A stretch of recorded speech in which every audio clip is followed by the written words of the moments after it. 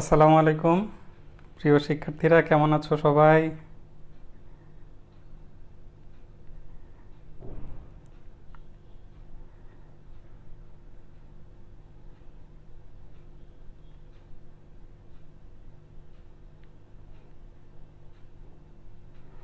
আশা করি সবাই আমাকে দেখতে পাচ্ছ এবং আমার কথা ঠিকঠাক মতন শুনতে পাচ্ছ।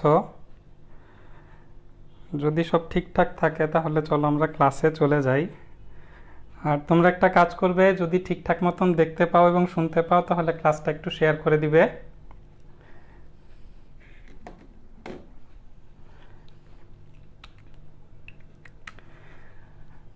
চলো দেখে নিই আজকে আমাদের পড়ার টপিকগুলো কী কী। আজকে আমরা প্রোগ্রামের সংগঠন সম্পর্কে জানব এবং এরপরে প্রোগ্রাম তৈরির ধাপসমূহ সম্পর্কে একটু দেখব। তারপরে দুই একটা প্রোগ্রাম দেখব সেলসিয়াস থেকে ফারেনহাইট বা ফারেনহাইট থেকে সেলসিয়াস।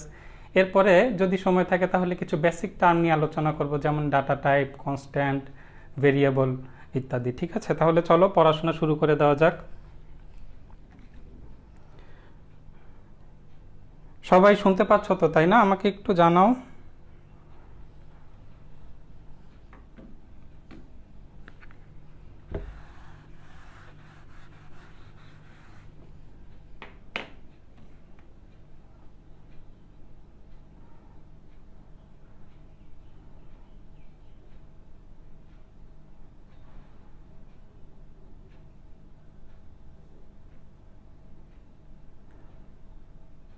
ওকে, তাহলে চলো প্রোগ্রামের সংগঠনকে এটা আমরা একটু জেনে নেই। প্রোগ্রামের সংগঠন বলতে সাধারণত প্রোগ্রামের গঠন রীতিকেই বোঝায়। যেমন মানুষের গঠন কি, বা একটা মানুষের শরীরে কি কি আছে, বিভিন্ন ধরনের অঙ্গ প্রত্যঙ্গ আছে, মাথা, হাত, পা। তেমনি একটা পূর্ণাঙ্গ প্রোগ্রামে কি কি অংশ থাকলে সেটাকে আমরা একটা আদর্শ প্রোগ্রাম বলতে পারি। একটা প্রোগ্রামের সাধারণত তিনটা অংশ থাকলে সেই প্রোগ্রামটাকে আমরা একটা আদর্শ প্রোগ্রাম বলে থাকি। কি কি? সেটা হচ্ছে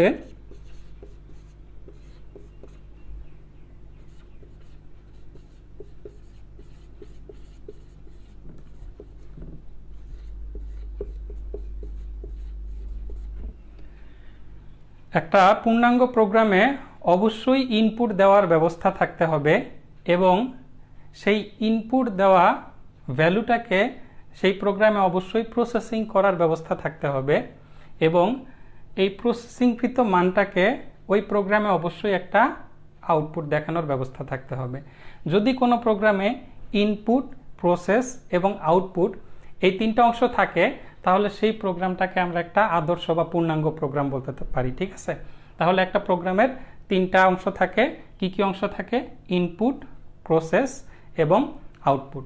তোমরা যদি এক্সাম্পল হিসেবে আমরা অলরেডি যেই খুবই সিম্পল প্রোগ্রামগুলো শিখে ফেলেছি সেগুলো দেখো।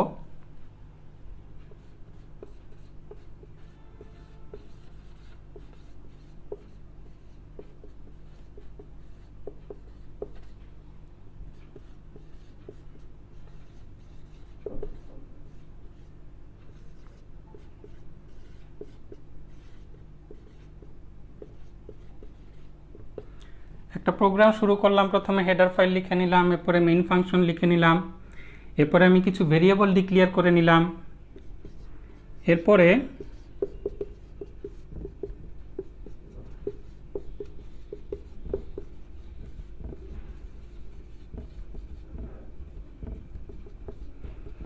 আমি কনসোলে একটা আউটপুট, যাতে আমরা ইনপুট দিব সেটা দেখানোর জন্য একটা মেসেজ শো করব, যেটার জন্য আমরা প্রিন্টএফ একটা ফাংশন ব্যবহার করলাম। পরে স্ক্যানএফ ফাংশন দিয়ে আমরা কি করি? ইনপুট নিয়ে থাকি।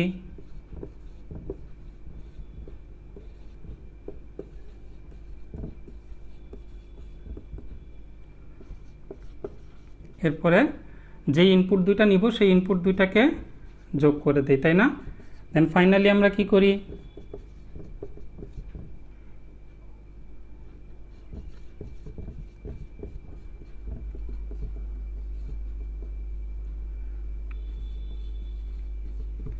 ভ্যালুটাকে আউটপুটে দেখিয়ে দেই, তাই না? এখন লক্ষ্য করো, এই প্রোগ্রামটা যদি দেখো, এই প্রোগ্রামে আমরা একটা ইনপুট দেওয়ার ব্যবস্থা রেখেছি যেখানে আমরা এ এবং বি এর ভিতরে দুইটা ইনপুট দিয়ে থাকি। এই এ এবং বি থেকে ইনপুট নিয়ে সেই দুটাকে যোগ করে আমরা সাম নামে ভেরিয়েবল, এই যে দেখো এখানে প্রসেসিং হচ্ছে, তাহলে ইনপুট দেওয়ার ব্যবস্থা আছে, প্রসেসিংয়ের ব্যবস্থা আছে, আবার প্রসেসিং করে সেখানে আমরা এটাকে কি করতেছি, এই যে সামের ভিতরে যে মানটা গেল সেই মানটাকে আবার আউটপুটে দেখাচ্ছি, তাই না? তাহলে এই ধরনের প্রোগ্রামকে কিন্তু আমরা একটা আদর্শ বা পূর্ণাঙ্গ প্রোগ্রাম বলতে পারি, যেই প্রোগ্রামে আমাদের ইনপুট দেওয়ার ব্যবস্থা আছে, যেই প্রোগ্রামে আমরা প্রসেসিং করতে পারতেছি, এবং যেই প্রোগ্রামে আমাদের প্রসেসিংয়ের পরে কি করতে পারতেছি, আমরা আমাদের সেই প্রসেসিংকৃত মানটাকে আউটপুটে দেখাতে পারতেছি। ঠিক আছে, এই কোশ্চেনটা প্রায় সময় পরীক্ষায় আসে যে প্রোগ্রামের সংগঠন বলতে কি বোঝো, তাহলে তোমাদের এই সংগঠনের সংজ্ঞা এবং কি কি অংশ থাকে সেই অংশটুকু লিখে দিলেই চলবে। এরপরে চলো সফটওয়্যার ডেভেলপমেন্ট লাইফ সাইকেল সম্পর্কে আমরা একটু ধারণা নিয়ে নিই। আচ্ছা, মৃত্তিকা সরকার, সিয়া, মাইশা রহমান, আতিকুর রহমান, ফারহান, আচ্ছা সব ঠিক আছে। আমি আজকে ক্লাসের মাঝে মাঝে তোমাদেরকে কিছু কোশ্চেন করব, আশা করি তোমরা উত্তর দিবে সবাই।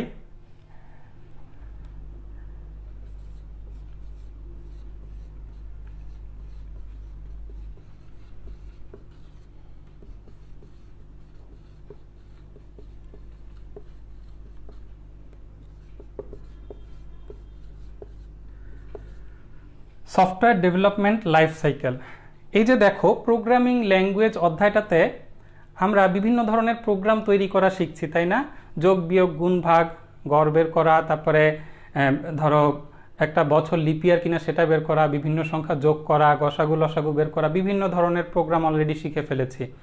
এখন আমার কথা হচ্ছে যে এই যে প্রোগ্রাম তৈরি করতেছি, এই প্রোগ্রাম তৈরি করার উদ্দেশ্যটা কি?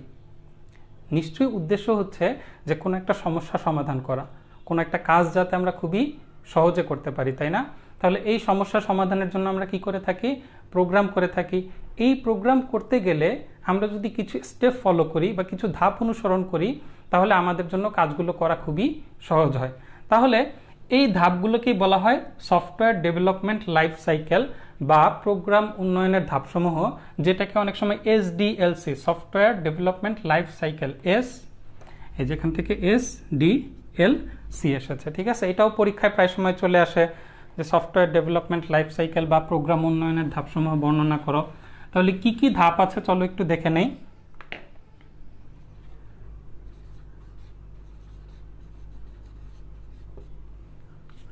প্রথম ধাপ হচ্ছে সমস্যা নির্দিষ্টকরণ। এর পরের ধাপ হচ্ছে সমস্যা বিশ্লেষণ। তারপরের ধাপ হচ্ছে প্রোগ্রাম ডিজাইন। তারপরের ধাপ হলো, আমি আর প্রোগ্রামটা লিখছি না, প্রোগ্রাম ডেভেলপমেন্ট। তারপরের ধাপ হলো প্রোগ্রাম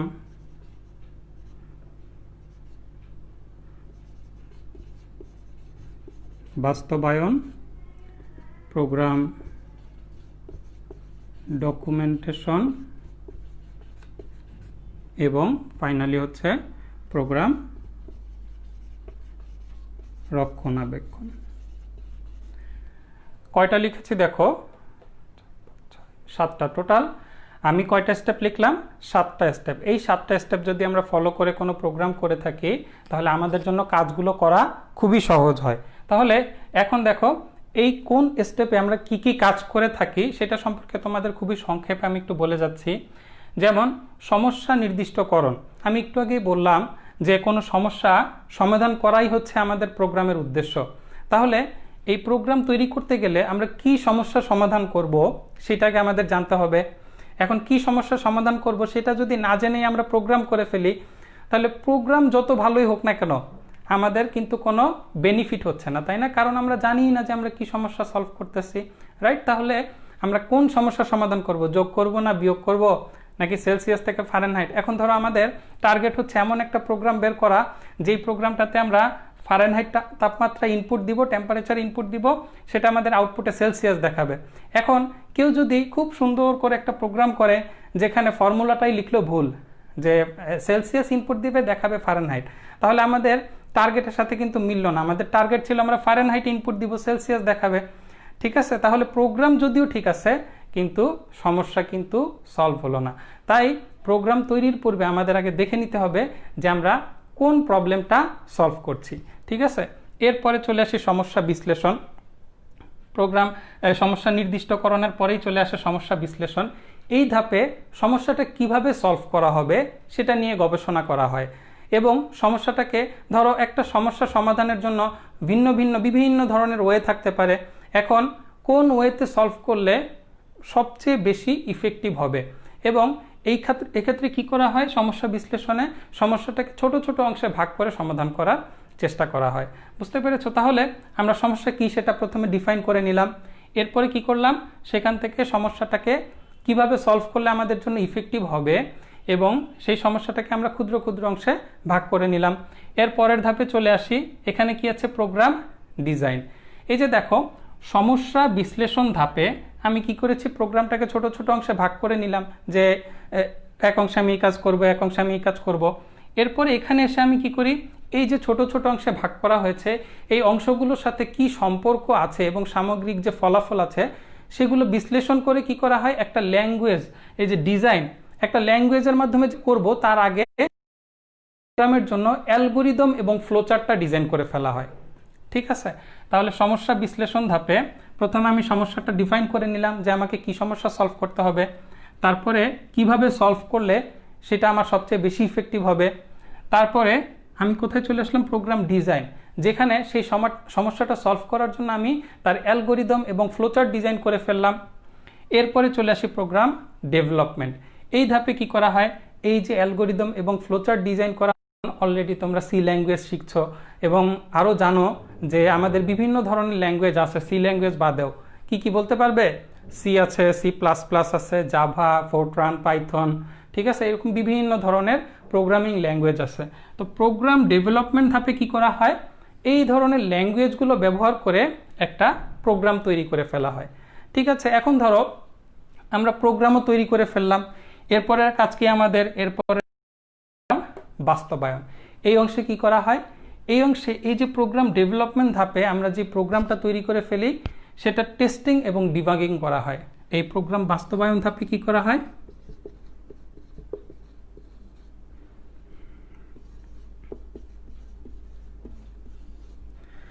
টেস্টিং অ্যান্ড ডিবাগিং করা হয়। তাহলে এই টেস্টিং কি আর ডিবাগিং কি, চলো এটা সম্পর্কে একটু ধারণা নেই। টেস্টিং হচ্ছে, তোমরা সবাই কোড ব্লকস নামক কম্পাইলারের ভিতরে প্রোগ্রাম করেছো, অবশ্যই ল্যাবে সবাই প্রোগ্রাম করেছো।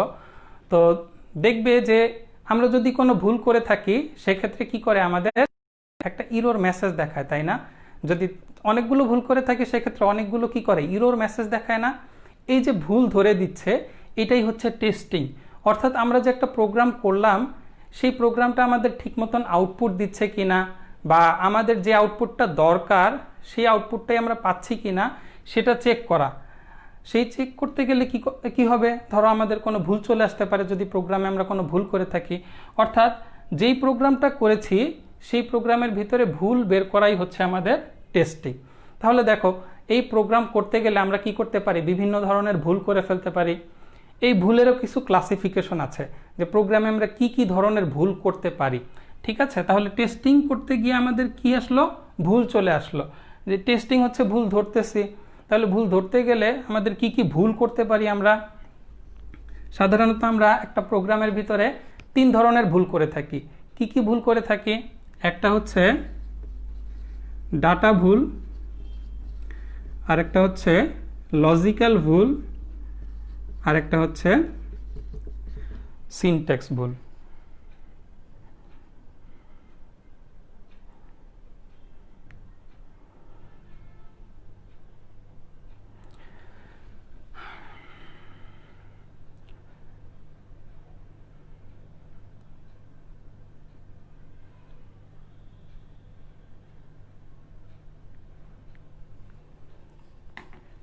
ওকে, তাহলে দেখো এই ডাটা ভুল কি, লজিক্যাল ভুল কি এবং সিনট্যাক্স ভুল কি। ডাটা ভুল হচ্ছে, ধরো আমরা একটা প্রোগ্রাম করলাম যেখানে আমাদের ইনপুট দেওয়ার কথা 10, সেখানে আমরা 20 দিয়ে ফেললাম। বা ধরো আমরা বৃত্তের ক্ষেত্রফল বের করব, সেখানে ধরো একটা সূত্র আমরা জানি পাই আর স্কোয়ার, যেখানে পাই এর ভ্যালু হচ্ছে 3.1416। এখন এই পাই এর ভ্যালু কেউ যদি ধরো এখানে 3.1416 এর জায়গায় ধরো অন্য কোনো একটা ভ্যালু ভুলে দিয়ে ফেললো, তাহলে আমরা যতই ফর্মুলাটা ঠিকভাবে লিখি আমাদের আউটপুট কি ঠিক মতন আসবে? আউটপুট কিন্তু আমাদের ঠিক মতন আসবে না। এখন এক্ষেত্রে আমরা কিন্তু ইনপুট দিতেই ভুল করে ফেলেছি। এই ধরনের ভুল যদি আমরা করে থাকি তাহলে সেই ভুলগুলোকে বলা হয় ডাটা ভুল। ঠিক আছে, এরপরে চলে আসি লজিক্যাল ভুলে। লজিক্যাল ভুল কোনগুলো? প্রোগ্রামে বিভিন্ন ধরনের লজিক্যাল কাজ, যেমন ছোট বড় বা সমান কিনা এই ধরনের কাজগুলো করার ক্ষেত্রে আমরা যদি কোনো ভুল করে থাকি তাহলে সেটাকে বলা হবে লজিক্যাল ভুল। যেমন ধরো দুইটা সংখ্যা আমি ইনপুট নিলাম, দুইটা সংখ্যার ভিতরে ছোট সংখ্যা বের করার আমি একটা প্রোগ্রাম করতে চাচ্ছি।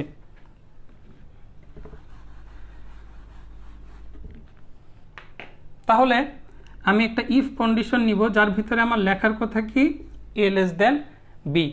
এখন এখানে আমি যদি লেস দেন, এখানে a এবং b একটা ভেরিয়েবল, এগুলো সম্পর্কে তোমরা পরবর্তীতে আরো বিস্তারিত আলোচনা হবে, আশা করি বুঝতে পারবে। এখন শুধু আমরা ভুলগুলো সম্পর্কে আলোচনা করছি। এখন দেখো এই লেস দেনের জায়গায় কেউ যদি ভুল করে গ্রেটার দেন দিয়ে ফেলে, তাহলে আমরা ইনপুট যতই ঠিকভাবে দেই না কেন এখানে কন্ডিশন ভুল থাকার কারণে আমাদের আউটপুট কিন্তু কখনোই ঠিক মতন আসবে না। এখন প্রোগ্রামে যদি আমরা এই ধরনের ভুল করে থাকি তখন সেটাকে কি বলা হবে? লজিক্যাল ভুল। তাহলে ডাটা ভুল বুঝতে পারলাম, লজিক্যাল ভুল বুঝতে পারলাম। এরপরে দেখো সিনট্যাক্স ভুল কি। সিনট্যাক্স ভুল হচ্ছে প্রোগ্রামের গ্রামাটিক্যাল ভুল। অর্থাৎ দেখো প্রত্যেকটা এক্সিকিউশনের শেষে প্রোগ্রামে আমরা কি করে থাকি? সেমিকোলন দিয়ে থাকি। এখন কোনো ক্ষেত্রে আমরা যদি সেমিকোলন দিতে ভুলে যাই তাহলে দেখবে কম্পাইলার কিন্তু আমাদের একটা ইরর মেসেজ দেয়, তাই না? যে প্রোগ্রামে নিশ্চয়ই কোনো একটা ভুল আছে। তাহলে এই ধরনের গ্রামাটিক্যাল ভুল, যে ধরো মেইনের পরে ইন্ট মেইন ফাংশন যখন আমরা লিখি তারপরে এই যে ফার্স্ট ব্র্যাকেট দিতে হয়, এই ফার্স্ট ব্র্যাকেট না দিলে ভুল। তারপরে যে সেকেন্ড ব্র্যাকেট দিয়ে মেইন ফাংশনের কাজ শুরু করতে হয়, এই সেকেন্ড ব্র্যাকেটের কাজ যদি কেউ দিতে ভুলে যাও তাহলে সেটা কি আমাদের একটা সিনট্যাক্স ভুল বা গ্রামাটিক্যাল ভুল। ঠিক আছে, এই সিনট্যাক্স ভুল হলে কম্পাইলার কি করে? আমাদেরকে ইরর মেসেজ দেয়। কিন্তু ডাটা বা লজিক্যাল ভুল হলে কম্পিউটার কিন্তু বা কম্পাইলার কিন্তু আমাদের কোনো প্রকার ইরর মেসেজ দেয় না। এই জন্য এই ভুলগুলোর ভিতরে সবচেয়ে সহজ হচ্ছে সিনট্যাক্স ভুল কারেকশন করা। কারণ এই ধরনের ভুলের জন্য কম্পিউটার আমাদেরকে কি করে? একটা ইরর মেসেজ দেখায়, তাই না? কিন্তু লজিক্যাল বা ডাটা ভুল হলে কিন্তু কম্পিউটার কোনো আমাদের ইরর মেসেজ দেখায় না, যে কারণে কি হয়? আমরা এই ভুলগুলো খুবই কঠিন হয় সলভ করা। ঠিক আছে, এরপরে চলে যাই ডিবাগিং কি। তাহলে প্রোগ্রাম বাস্তবায়নের ক্ষেত্রে আমাদের দুইটা স্টেপ ছিল, একটা হচ্ছে টেস্টিং আর একটা হচ্ছে ডিবাগিং। তাহলে টেস্টিংয়ে আমরা কি করলাম? ভুল ধরলাম। তারপরে ডিবাগিংয়ে কি করব? সেই ভুলটাকে আমরা সংশোধন করব। ঠিক আছে, তাহলে ডিবাগ মানে কি? সেই ভুলটাকে সংশোধন করা। ডিবাগ কথাটা কোত্থেকে এসেছে? 1945 সালে মার্ক 1 নামে একটা কম্পিউটার ছিল যেটার ভিতরে মথ পোকা ঢুকে সেই কম্পিউটারটাকে ইনঅ্যাক্টিভ করে ফেলে। সেই পোকা ঢোকার কারণে সেখান থেকে, এই যে বাগ মানে আমরা জানি পোকা, তাই না? সেই পোকা ঢোকার কারণে কম্পিউটারটা ইনঅ্যাক্টিভ হয়ে গিয়েছিল, সেখান থেকে এই ডিবাগ কথাটি এসেছে। ঠিক আছে, তাহলে প্রোগ্রামে যদি কোনো প্রকার ভুল থাকে সেই ভুলটাকে ধরা হচ্ছে টেস্টিং এবং সেই ভুলটাকে সংশোধন করা হচ্ছে ডিবাগিং। আশা করি সবাই বুঝতে পেরেছ। এরপরে প্রোগ্রামের ডকুমেন্টেশন। প্রোগ্রামের ডকুমেন্টেশন পার্টে আমরা কি করি? প্রোগ্রামের ডকুমেন্টেশন পার্ট হচ্ছে, ধরো একটা প্রোগ্রাম তৈরি করলাম, এই প্রোগ্রামটা কি শুধু ওয়ান টাইম ইউজের জন্য আমরা তৈরি করি? ধরো বড় একটা অ্যাপস তৈরি করব, সেই অ্যাপস তৈরি করতে চাইলে আমাদের বিভিন্ন ধরনের প্রোগ্রাম লিখতে হবে। তো এই যে প্রোগ্রাম লিখলাম সেটা কিন্তু ওয়ান টাইম ইউজের জন্য না, আমরা যাতে ভবিষ্যতে আরও ব্যবহার করতে পারি সেই জন্য এই প্রোগ্রামের ভিন্ন ভিন্ন অংশের কি কাজ সেটা কমেন্ট আকারে লিখে রাখা যায়। যার কারণে কি হয়? পরবর্তীতে যদি কোনো সংশোধনের প্রয়োজন হয় সেক্ষেত্রে ওই কমেন্ট দেখে সহজেই বোঝা যায় যে কোন অংশের কি কাজ করেছি। এই কমেন্ট লিখে রাখাটাকে বলা হয় প্রোগ্রাম ডকুমেন্টেশন। আশা করি বুঝতে পেরেছ। এই কমেন্ট কিভাবে লেখা হয় তোমাদের একটা ছোট্ট এক্সাম্পল দিয়ে বুঝিয়ে দিই। প্রোগ্রামের ভিতরে কমেন্ট আমরা দুইভাবে লিখতে পারি। যেমন ধরো প্রোগ্রাম এই যে আমরা শুরু করলাম,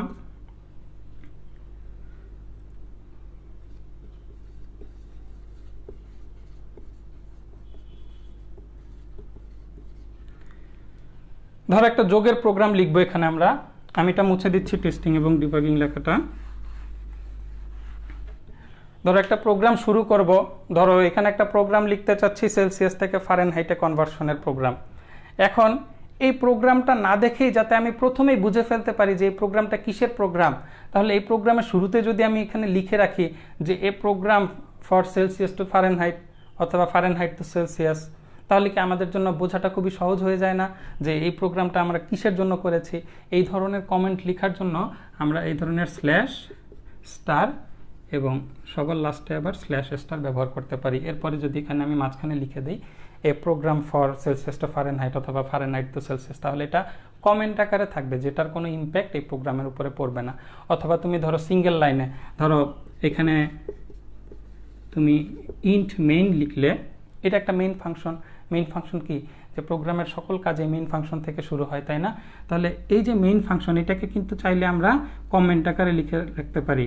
এই যে দেখো, সিঙ্গেল লাইনে কমেন্ট লেখার জন্য আমরা এরকম ডাবল স্ল্যাশ ব্যবহার করে থাকি, this is a main function. ঠিক আছে, এই যে দেখো এই ধরনের কমেন্টগুলো ব্যবহার করলাম, এটাকেই বলা হচ্ছে আমাদের ডকুমেন্টেশন পার্ট। আর এরপরে চলে আসি রক্ষণাবেক্ষণ। দেখো মোবাইলে যে আমরা অ্যাপসগুলো, ধরো সবাই তো অ্যান্ড্রয়েড মোবাইল চালাও, ঠিক আছে? তো এই অ্যান্ড্রয়েডের ভিতরে দেখো অ্যাপসগুলো যে আমরা ব্যবহার করি, এই অ্যাপস কি সবসময় একই রকম থাকে? কিছুদিন পর পর আপডেট চায় না? সময়ের সাথে বিভিন্ন কারণে অ্যাপসের আপডেট করা দরকার হতে পারে, তাই না?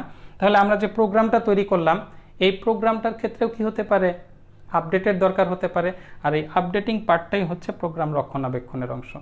ঠিক আছে, তাহলে এই স্টেপগুলো যদি আমরা ফলো করি, তাহলে আমাদের জন্য যে কোনো সমস্যার সমাধান করতে গেলে খুবই সহজে আমরা প্রোগ্রামটা তৈরি করে ফেলতে পারবো। আশা করি তোমরা সবাই বুঝতে পেরেছ।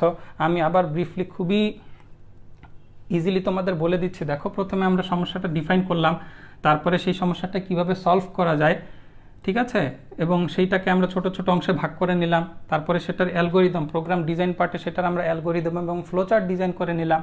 তারপরে কি করলাম, অ্যালগোরিদম এবং ফ্লোচার্ট থেকে ডেভেলপমেন্ট পার্টে একটা ল্যাঙ্গুয়েজ ব্যবহার করে প্রোগ্রাম তৈরি করে ফেললাম।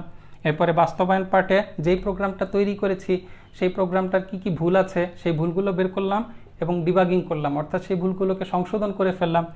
এরপরে কি করলাম, ডকুমেন্টেশন পার্টে কোন অংশের কি কাজ সেটা লিখে রাখলাম। এবং ফাইনালি হচ্ছে রক্ষণাবেক্ষণে যদি কোনো আপডেটের প্রয়োজন হয় তাহলে সেই প্রোগ্রামটাকে আমরা আপডেট করে নিলাম। আশা করি সবাই বুঝতে পেরেছ। তাহলে তোমাদের জন্য এখন প্রোগ্রামিং থেকে আমি একটা কোশ্চেন করি। কোশ্চেনটা হচ্ছে, এই যে প্রোগ্রামে আমরা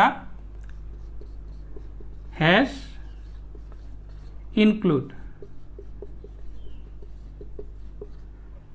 এইটা যে লিখে থাকি, যেটাকে আমরা হেডার ফাইল বলি, এই হেডার ফাইলের কাজ কি? খুবই সংক্ষেপে চেষ্টা করবে উত্তর দেওয়ার জন্য। দেখব কে সবার আগে উত্তর দিতে পারো।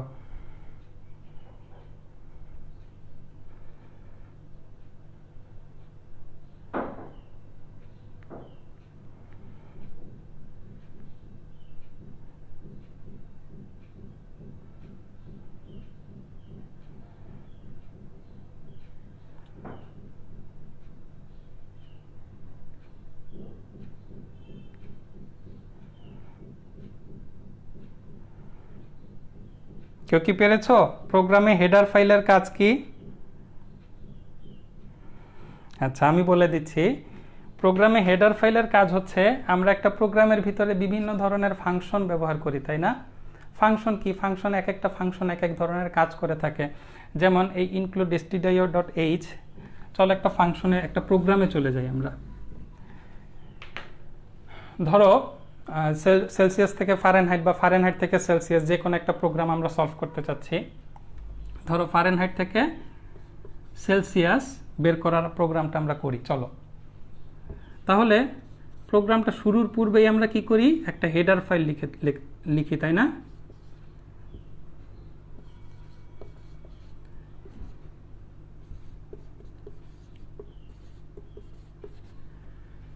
এরপরে কি করি, মেইন ফাংশনে চলে যাই। এরপরে সেকেন্ড ব্র্যাকেট দিয়ে শুরু করি, সবার লাস্টে আমাদের একটা সেকেন্ড ব্র্যাকেট থাকে। এটা কিন্তু একটা প্রোগ্রামের বেসিক স্ট্রাকচার। তুমি যত প্রোগ্রাম দেখবা সব প্রোগ্রাম কিন্তু এই সেম স্ট্রাকচারেই থাকে। এখানে আমাদের সমস্যা অনুযায়ী, প্রবলেম অনুযায়ী আমরা কি করি, বিভিন্ন ধরনের স্টেটমেন্ট বা এক্সপ্রেশন কম বেশি করি। কিন্তু স্ট্রাকচার কিন্তু এরকমই থাকে, যেখানে মেইন ফাংশনের ভিতরে আমরা কিছু এক্সপ্রেশন লিখে থাকি, তাই না? তাহলে দেখো আমাদের সমস্যাটা কি, ফারেনহাইট থেকে সেলসিয়াস আমরা একটা সূত্র জানি, তাই না? C/5 = F - 32/9। এটা হচ্ছে সেলসিয়াসের সাথে ফারেনহাইটের সম্পর্ক। তাহলে এই ইকুয়েশনটা যদি তোমরা জানো, এটাকে কিন্তু খুবই সহজে প্রোগ্রামিংয়ে ইমপ্লিমেন্ট করা যায়। এই দেখো মেইন ফাংশনের যে কাজটা শুরু করলাম, শুরুতেই আমরা কি করি, কিছু ভেরিয়েবল ডিক্লেয়ার করে নেই, তাই না?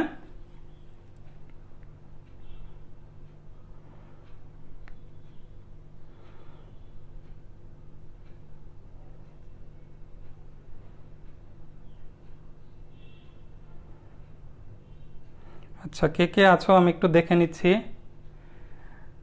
তুষার আছো, তুষার কি বলছো? এটা হলো মেইন ফাংশন মানে স্ট্যান্ডার্ড ইনপুট অ্যান্ড আউটপুট। আচ্ছা, ইনপুট প্রসেস অ্যান্ড আউটপুট, অনেকটাই কাছাকাছি গেছো। ফারহান বলেছ কি লাইব্রেরি ফাংশনের সোর্স, রাইট। এইটা একদম এক্স্যাক্টলি তুমি বলেছ যে আমরা প্রোগ্রামের ভিতরে বিভিন্ন ধরনের ফাংশন ব্যবহার করি, যেখানে ফাংশনকে দুইটা ভাগে ভাগ করি আমরা। একটা হচ্ছে লাইব্রেরি ফাংশন আর একটা হচ্ছে user defined function. User defined হচ্ছে আমরা যদি নিজেরা কোনো ফাংশন তৈরি করে থাকি সেটাকে ইউজার ডিফাইন্ড বলা হয়, যেটার ব্যবহার আমাদের ইন্টারে সাধারণত দরকার হয় না। আর লাইব্রেরি ফাংশন কি, আগে থেকেই তৈরি করা কোনো ফাংশন যেটা আমরা সরাসরি প্রোগ্রামের ভিতরে ব্যবহার করি। যেমন প্রিন্টএফ একটা লাইব্রেরি ফাংশন, স্ক্যানএফ একটা লাইব্রেরি ফাংশন। এই ফাংশন এক একটা ফাংশনের এক এক ধরনের কাজ থাকে। যেমন স্ক্যানএফ ফাংশন দিয়ে আমরা কি করি, কোনো কিবোর্ড থেকে, কম্পিউটারের কিবোর্ড থেকে যাতে সরাসরি ইনপুট নিতে পারি সেটার ব্যবস্থা করতে পারি। আবার প্রিন্টএফ দিয়ে কি করি, কনসোলে যাতে আমরা আউটপুট দেখাতে পারি, সেই জন্য আমরা কোন ফাংশন ব্যবহার করি, প্রিন্টএফ ফাংশন ব্যবহার করি। এখন যখন আমরা প্রোগ্রামের ভিতরে এই লাইব্রেরি ফাংশনগুলো ব্যবহার করি, কম্পাইলার কিন্তু জানে না যে এই লাইব্রেরি ফাংশন কোনটার কি কাজ। এই কাজগুলো এই হেডার ফাইলের ভিতরে বলা থাকে। এক একটা লাইব্রেরি ফাংশনের জন্য এক একটা হেডার ফাইল। যেমন ইনপুট এবং আউটপুট, এখানে দেখো stdio.h, যেটা এসেছে স্ট্যান্ডার্ড থেকে এসেছে std এবং ইনপুট আউটপুট, এবং .h দিয়ে সবসময় বোঝায় হচ্ছে হেডার ফাইল। তাহলে প্রোগ্রামে যদি কোনো কারণে আমরা ইনপুট এবং output related function, library function ব্যবহার করি, সেক্ষেত্রে অবশ্যই আমাদের এই ধরনের হেডার ফাইলগুলো ব্যবহার করতে হয়। তোমরা সবাই মোটামুটি জানো, তাই না? তাহলে বলো তো, প্রোগ্রামে যদি আমরা কোনো ম্যাথমেটিক্যাল ফাংশন ব্যবহার করতে চাই, তোমরা একটু আমাকে বলো তো যে দুই একটা ম্যাথমেটিক্যাল ফাংশন, যেই ফাংশনগুলোর জন্য হেডার ফাইল কি হবে, তোমরা একটু বলো আমাকে কমেন্টে। এর মাঝে আমি তোমাদের এই প্রোগ্রামটা লিখে ফেলি। দেখো, এই মেইন ফাংশনের পরে আমরা কি করি, কিছু ভেরিয়েবল ডিক্লেয়ার করি, তাই না? ভেরিয়েবল কি মোটামুটি তোমরা সবাই জানো, তারপরেও একদিন একটু আলোচনা করে নেব। ধরো সেলসিয়াস এবং ফারেনহাইটের সাথে তুলনা করে আমি সি এবং এফ নামে দুইটা ভেরিয়েবল ডিক্লেয়ার করে নিলাম। এই ভেরিয়েবল হচ্ছে সি প্রোগ্রামে মেমোরি লোকেশনের নাম। এই ভেরিয়েবল কেন ডিক্লেয়ার করা হয় সেটা একটু পরেই বিস্তারিত বলছি তোমাদের। দেখো, এই যে এখানে কি করলাম, ইন্টিজার টাইপের, এই যে দেখো ইন্টিজার থেকে আমরা লিখে INT। কেন এখানে ইন্টিজার লিখলাম? ঠিক আছে, এখানে তো আমরা চাইলে ফ্লোটও লিখতে পারতাম, বা কেনই বা আমরা ফ্লোট লিখব। এগুলো হচ্ছে এক একটা ডাটা টাইপ। সি প্রোগ্রামে আমরা 4 ধরনের ডাটা ব্যবহার করে থাকি। প্রোগ্রামটা শেষ করে ডাটা টাইপ কি, ভেরিয়েবল কি, এগুলো সম্পর্কে তোমাদের একটু বলে নিব। তাহলে দেখো, আমাদের মেইন টার্গেট হচ্ছে এই এক্সপ্রেশনটা যাতে আমরা দেখি কেউ পারছো কি না, কি ধরনের আমরা ম্যাথমেটিক্যাল ফাংশন ব্যবহার করি, বা আমাদের ম্যাথমেটিক্যাল ফাংশনের জন্য হেডার ফাইলটা কি। ওকে, দেখো সি এবং এফ নামে দুইটা ভেরিয়েবল নিয়ে নিলাম। এরপরে আমরা কি করব, সূত্রটাকে একটু সহজ করে নেই। সি ইকুয়াল টু, যার মান আমরা বের করতে চাচ্ছি তাকে বাম পাশে রাখলাম। C equal to F minus 32/9, 5টা ওই পাশে গেলে গুণ হয়ে যাবে, তাই না? এই এক্সপ্রেশনটাকে আমরা কি করব, প্রোগ্রামের ভিতরে ইমপ্লিমেন্ট করব, তাই না? তাহলে আমাদের ইনপুট দিতে হবে কি, আমরা ইনপুট দিব ফারেনহাইট, আমাদের আউটপুটে আসবে সেলসিয়াস। তাহলে আমরা ইনপুট নিব ফারেনহাইট। এই যে ইনপুট নিব, এই ইনপুট নেওয়ার জন্য আমরা কোন ফাংশন ব্যবহার করি? যদি আমরা সেটা কিবোর্ড থেকে নিতে চাই, আমরা কিন্তু ইনপুট বিভিন্নভাবে নিতে পারি, তাই না? কেউ চাইলে সরাসরি এখানে ভেরিয়েবল ইকুয়াল টু কোনো একটা মান লিখে ইনপুট নিতে পারে, ঠিক আছে, কিন্তু সেটা স্ট্যান্ডার্ড ওয়ে না। আমরা সাধারণত কম্পিউটারের কিবোর্ড থেকে ইনপুট নেওয়ার জন্য স্ক্যানএফ ফাংশন ব্যবহার করে থাকি। তাহলে সেই স্ক্যানএফ ফাংশন ব্যবহার করার পূর্বে আমি একটা কনসোল, ধরো আমরা প্রোগ্রামটা যখন আউটপুট দেখি তখন কম্পিউটারে তোমরা যখন কম্পাইলারে আউটপুট দেখতে চাও এরকম একটা কালো স্ক্রিন চলে আসে, তাই না? যে স্ক্রিনে কিছু আমরা ইনপুট বা আউটপুট দেখতে পারি, ঠিক আছে? তাহলে এই স্ক্রিনটা যখন আসলো এখানে যেন একটা মেসেজ দেখায় যে ইন্টার ফারেনহাইট টেম্পারেচার। যদি এরকম একটা মেসেজ দেখায় তাহলে আমাদের জন্য অবশ্যই বুঝতে সুবিধা যে আমরা কোন মানটা ইনপুট দিচ্ছি। এই স্ক্রিনে আউটপুট দেখার জন্য আমরা কি করি, প্রিন্টএফ নামে ফাংশন ব্যবহার করি, তাই না? তাহলে লিখলাম প্রিন্টএফ।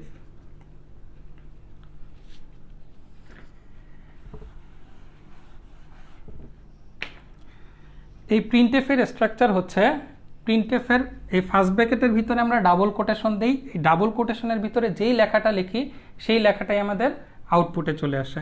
এখন ধরো আমি আউটপুটের ভিতরে দেখাতে চাচ্ছি যে ইন্টার ফারেনহাইট টেম্পারেচার, এই মেসেজটা যাতে শো করে, তাহলে এটাই আমি লিখে দিলাম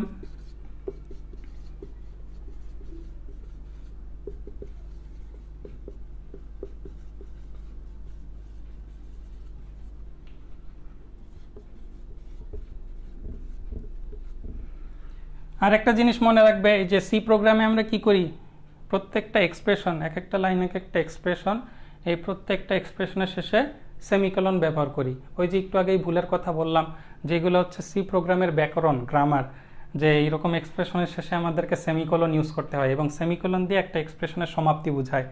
এই সেমিকোলন যদি আমরা ব্যবহার না করি তাহলে সি প্রোগ্রামে কিন্তু আমাদের একটা ইরর মেসেজ শো করে, তাই না? তাহলে দেখো এই পর্যন্ত যে প্রোগ্রামটা লিখলাম এই প্রোগ্রামটাকে যদি আমরা আউটপুটে দেখি তাহলে কি করব, ধরো আমাদের আউটপুট, যেখানে আউটপুটে এসেই আমাদের এই মেসেজটা শো করবে ইন্টার ফারেনহাইট টেম্পারেচার। তাহলে ফারেনহাইট নেওয়ার জন্য আমরা একটা ভেরিয়েবল ধরে নিয়েছিলাম এফ। তাহলে চলো এখন আমরা একটা ইনপুট নিব। প্রথমে প্রোগ্রামটা রান হলো, রান হওয়ার সাথে সাথে আমাদের একটা মেসেজ শো করলো যে ইন্টার ফারেনহাইট টেম্পারেচার। এরপরে আমরা কি করব, ইনপুট নেওয়ার কাজ করব। আর এই ইনপুট নেওয়ার জন্য আমরা স্ক্যানএফ নামে একটা ফাংশন ব্যবহার করি, তাই না? যেই ফাংশনের ভিতরে আমরা কি করব, এখানে ডাবল কোটেশনের ভিতরে লিখব %f। কেন %f লিখলাম? এই %f-কে বলা হয় ফরম্যাট স্পেসিফায়ার, ঠিক আছে? আশা করি তোমাদের অনেকেরই ধারণা আছে যে ফরম্যাট স্পেসিফায়ার কি। যাদের ধারণা নেই তাদেরকে আমি ফরম্যাট স্পেসিফায়ার সম্পর্কেও বিস্তারিত বলবো। তাহলে দেখো ভেরিয়েবল কত ধরনের, ঠিক আছে, কত ধরনের ডাটা টাইপ আছে, ভেরিয়েবল কি বা ফরম্যাট স্পেসিফায়ার কি, এগুলো একটু জেনে রাখো, পরবর্তীতে আরও বিস্তারিত আলোচনা আসবে। এরপরে দেখো কমা দিয়ে অ্যান্ড সাইন, দেন আমাদের ভেরিয়েবলের নাম লিখতে হয়। এখন ফ্লোট টাইপের কারণে আমি ফরম্যাট স্পেসিফায়ার দিয়েছি %f। এটা যদি ইন্টিজার টাইপ হতো তাহলে কিন্তু আমি এখানে দিতাম %d, যদি এটা ক্যারেক্টার টাইপ হতো তাহলে দিতাম %c, ঠিক আছে? এখন এরপরে ডাবল কোটেশনের পরে কমা দিয়ে অ্যান্ড সাইন দিয়ে আমি যেই ভেরিয়েবলের ভিতরে এই মানটাকে রাখতে চাই সেই ভেরিয়েবলের নাম লিখতে হবে। এখন আমি এখানে ফারেনহাইটের জন্য নিয়েছিলাম কি এফ। এখন ধরো পার্থক্য করার জন্য আমি এই এফটাকে বড় হাতের করে দিই। সি প্রোগ্রামে কিন্তু এই ছোট হাতের অক্ষর আর বড় হাতের অক্ষর এই দুইটা কিন্তু আলাদা আলাদা অর্থ বহন করে, এটা নিশ্চয়ই তোমরা জানো। যেই কারণে সি প্রোগ্রামকে কি বলা হয়, কেস সেন্সিটিভ ল্যাঙ্গুয়েজ বলা হয়, ঠিক আছে? এটা কিন্তু পরীক্ষায় অনেক সময় আসে যে সি প্রোগ্রামকে কেন কেস সেন্সিটিভ ল্যাঙ্গুয়েজ বলা হয়। এরপরে চলে আসো এই অ্যান্ড সাইনের পরে আমরা কি করব, ভেরিয়েবলের নাম দিলাম, দেন সেমিকোলন দিয়ে এক্সপ্রেশনটা শেষ করে দিলাম। তাহলে এই প্রোগ্রামটা রান করলে আমাদের কি হবে, এই প্রিন্টএফ দিয়ে একটা মেসেজ শো করবে যে ইন্টার ফারেনহাইট টেম্পারেচার। দেন আমরা কি করলাম, কিবোর্ড থেকে ইনপুট নেওয়ার জন্য স্ক্যানএফ একটা ফাংশন ব্যবহার করলাম, যেই ফাংশনে এই এফ নামে ভেরিয়েবলের ভিতরে আমরা একটা ভ্যালু রাখবো, ঠিক আছে? তাহলে আমরা এফ এর ভ্যালু পেয়ে গেলাম। এখন দেখো এই এক্সপ্রেশনে আমরা যদি শুধুমাত্র এফ এর ভ্যালু জানতাম তাহলেই কিন্তু সহজে ক্যালকুলেশন করে সেলসিয়াসের মান বের করে ফেলতে পারি, তাই না? তাহলে চলো এই এক্সপ্রেশনটাকে আমরা সি প্রোগ্রামে লিখে ফেলি, ঠিক আছে? সি ইকুয়াল টু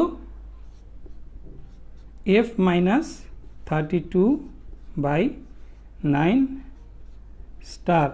আমরা সি প্রোগ্রামে মাল্টিপ্লিকেশন বা গুণ বোঝানোর জন্য কোন সাইনটা ইউজ করি, স্টার দিয়ে থাকি, তাই না?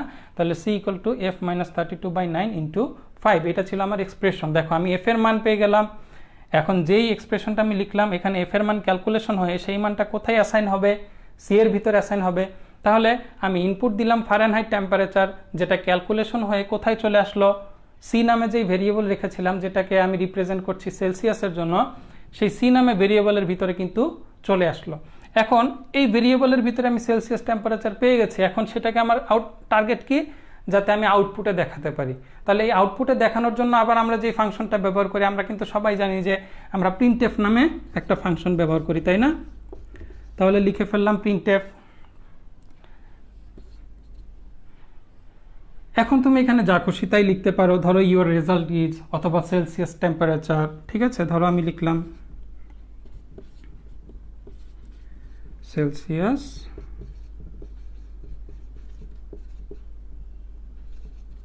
টেম্পারেচার। তারপরে দেখো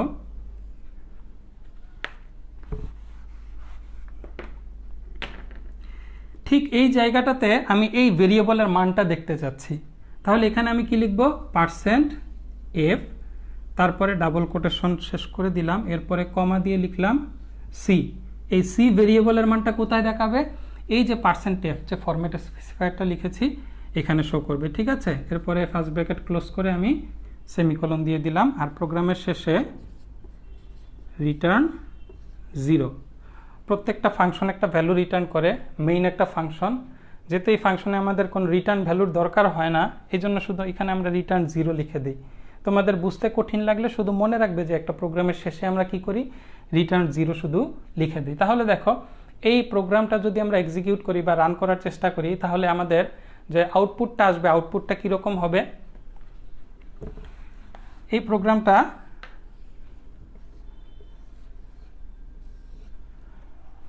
প্রথমে এইরকম একটা কালো স্ক্রিন চলে আসে যখন আমরা কোড ব্লকস দিয়ে রান করি, ঠিক আছে? কনসোল যেটাকে বলা হচ্ছে, এরকম কালো স্ক্রিনে প্রথমে কি লেখা থাকবে, দেখো কম্পাইলার সবসময় মেইন ফাংশন থেকে কাজ শুরু করে। কোন জায়গা থেকে কাজ শুরু করে, মেইন ফাংশন থেকে কাজ শুরু করে। এই যে মেইন ফাংশন যেটা শুরু হয়েছে কোত্থেকে, এই যে দেখো কম্পাইলার দেখলো যে এখানে কিছু ভেরিয়েবল ডিক্লেয়ার করা হয়েছে। তারপরেই চলে আসি প্রিন্টএফ। প্রিন্টএফ মানে কি, কিছু আউটপুটে দেখাবো, তাই না? তাহলে আউটপুটে এরকম একটা মেসেজ আসবে যে ইন্টার ফারেনহাইট টেম্পারেচার, এরকম একটা মেসেজ শো হলো। তারপরে দেখো এখন আমার যেহেতু এফ ভ্যালুর জন্য এই যে ভেরিয়েবল নিয়েছি এফ, এটার ভিতরে আমি একটা ভ্যালু রাখতে চাই, যেই ভ্যালুটা আমি কম্পিউটারের কিবোর্ড থেকে দিব, সেটার জন্য আমি স্ক্যানএফ ফাংশন ব্যবহার করলাম। এই স্ক্যানএফ এর কাজ হবে কি, আর সি প্রোগ্রামে সবসময় মনে রাখবা যে কম্পাইলার কি করে, সিকুয়েন্সিয়ালি কাজ করে, অর্থাৎ ধারাবাহিকভাবে কাজ করে। কখনো এরকম হবে না যে এই লাইন থেকে সরাসরি লাস্টের লাইনে চলে গেছে, কখনো কিন্তু এরকম হবে না, লাইন বাই লাইন সে এক্সিকিউট করবে। এরপরে দেখো স্ক্যানএফ ফাংশন দিয়ে কি করবে, কিবোর্ড থেকে একটা ভ্যালু নিয়ে সে কি করবে, এফ নামে যে ভেরিয়েবল ছিল সেই ভেরিয়েবলের ভিতরে রাখবে। এখন এফ এর ভিতরে পেয়ে গেলাম মান, ইনপুট দেওয়ার পরে সে ক্যালকুলেশন করে সেই মানটাকে সি এর ভিতরে অ্যাসাইন করবে। এখন এই সি এর মানটাকে আবার আমাদের কি করা দরকার, ধরো এখানে আমি ইনপুট দিলাম ধরো 212, ওকে? ইনপুট দেওয়ার পরে সেটা ক্যালকুলেশন হয় সি এর ভিতরে চলে যাবে। তারপরে আবার দেখো সি এর মানটাকে এখন আমি আউটপুটে দেখানোর জন্য আবার কি করেছি, প্রিন্টএফ নামে ফাংশন ব্যবহার করেছে, যেই ফাংশনের কাজ হচ্ছে আউটপুটে দেখানো।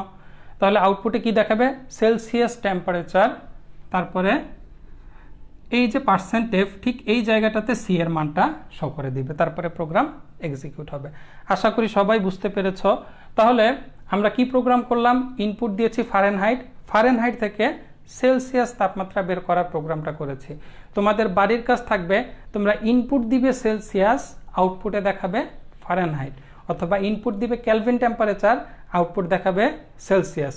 এই ধরনের যদি তোমরা সূত্র জেনে থাকো তাহলে কিন্তু এই প্রোগ্রামটা খুব ইজিলি তোমরা করতে পারবে আশা করি। তাহলে তোমাদের দুইটা বাড়ির কাজ দিয়ে দিচ্ছি, যে সেলসিয়াস তাপমাত্রা ইনপুট দিবে সেটা ফারেনহাইটে দেখাবে এবং কেলভিন স্কেলে দেখাবে।